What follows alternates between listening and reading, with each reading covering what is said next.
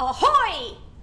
Hi guys, welcome back to my channel. In today's video, I'm going to give you the beginnings of what you need to know to sail on Disney Cruise Line. I'm going to split this up into a couple of different videos just because there is so much. And personally, I thought there was some things that were different about the Disney Cruise Line compared to other cruise lines. So I didn't want to have this video be super long and overwhelming. Now, some of the things are specific to just Disney Cruise Lines, and some of the things transcend other cruise lines as well.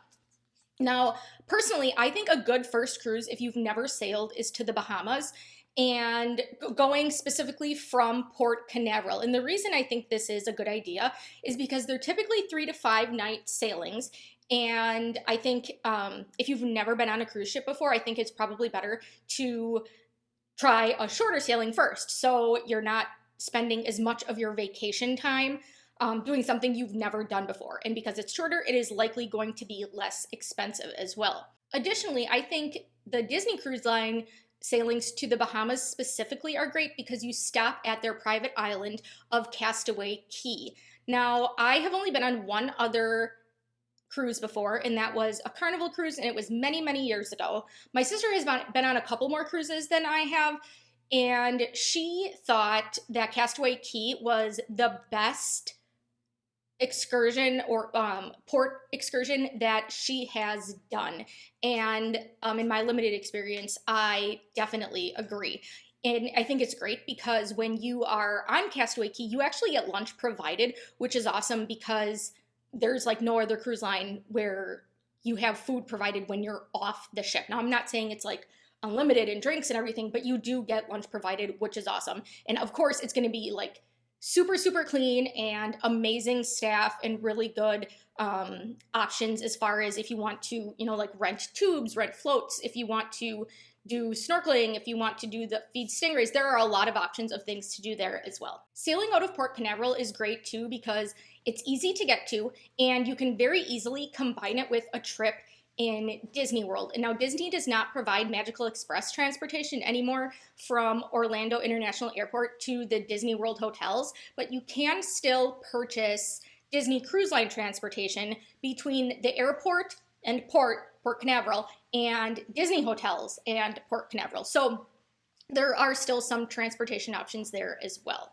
Now, if you've never sailed before and you just start looking into it, some of their terminology can be really confusing. So I wanted to give you a brief overview, synopsis, whatever you want to call it, of some of the cruise ship terms I think you should know. So decks are the different levels of the ship. Aft is toward the stern or the back of the ship. I think of it like aft, after, behind.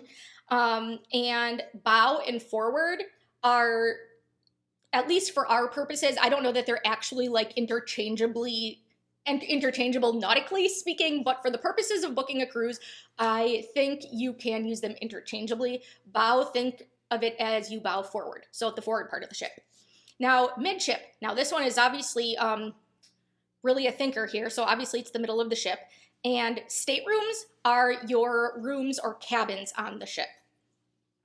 Now, categories. This is where I think the, it's super confusing for me when I'm looking at the Disney Cruise Line website. So to break it up, I think first it would be best and easiest is to figure out what room type you are interested in. So there's a couple different room types. So there is an inside and ocean view, veranda, and concierge. Now the concierge rooms are quite expensive and they're larger. They have concierge staff.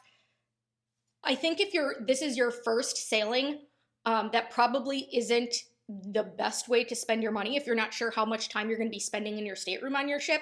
But hey, if you have money to spend, go for it. But I'm going to be focusing on the other room types for that reason, just because the concierge staterooms are so expensive and Disney cruises are expensive to begin with.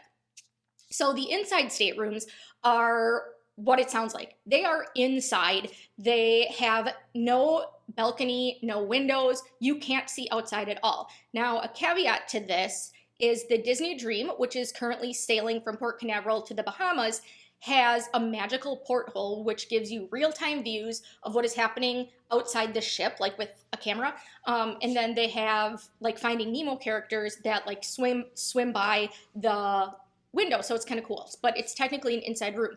Now, Disney Wish, as I've said before, is the new cruise ship that's coming and is replacing the Dream. The Dream's going to go to Miami. For some reason, I have no idea why, Wish does not have the magical porthole, which I think sounded, I mean, it's a really good consolation, I guess, for having a completely inside room. I don't know why they got rid of them, but sadly, they are not going to be available on the Wish. Now, the ocean view is kind of what it sounds like. You have a view of the ocean, and you do not have a balcony or veranda. It is just a view of the ocean, and it does describe in the room categories. It varies. It might be a small porthole. It might be a big porthole where you can like actually sit in the window. You might have one or you might have two. So they vary, but that is ocean view. You don't have a balcony, but you can clearly see out the window. I also wanted to mention some of these options, it will specify obstructed. So that might mean you have a part of the ship, be it like, I don't even know what you would call it, like a railing, but it like goes like this. Or like you might have part of a lifeboat kind of blocking some of your view, but that is what is called an obstructed view, is that it's not completely open. Then you have the veranda rooms, and a veranda is fancy word for a balcony. So you have an actual door that opens and you can go out onto the balcony. And they're private balconies. If you have adjoining rooms, you can also open up, you have adjoining balconies, so you can open up the door that goes between the balconies of the adjoining rooms. Some of the balconies, again, are like partially obstructed by another part of the ship, but you do actually have your own private balcony veranda to sit on. Or like my boss did when she went on a cruise with her husband and her two kids, they kind of used it as extra space because cruise ship staterooms are notoriously small, which I will get into in a different video.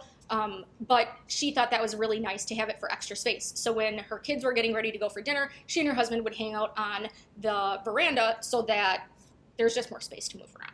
So that is kind of the beginnings of what I wanted to touch on Disney Cruise Line. And like I said, some of these things are applicable to other cruise lines as well, but there's so much to go over in terms of how to book your first cruise that I just wanted to start it from the very beginning and make it as simple as I could if you are just starting to get your feet wet. I wasn't even like trying to make a reference. So thank you guys so much for watching, and be sure to stay tuned if you want to see another video about Disney Cruise Line. Let me know your opinions in the comments below. What room type would you prefer? I mean, personally, of course, I would want like the concierge room, right? Like if you guys have seen my other videos, I have expensive taste. I like staying in the deluxes, no surprise there. I would not be opposed to an inside room if I had a magical porthole. We had a veranda room on this last cruise and it was nice, but I really like the idea of sitting in the window and reading. So I don't know. There's pros and cons to all of them. So let me know which one you would pick in the comments below. Thank you guys so much for watching, and I'll talk to you next time. Bye, guys.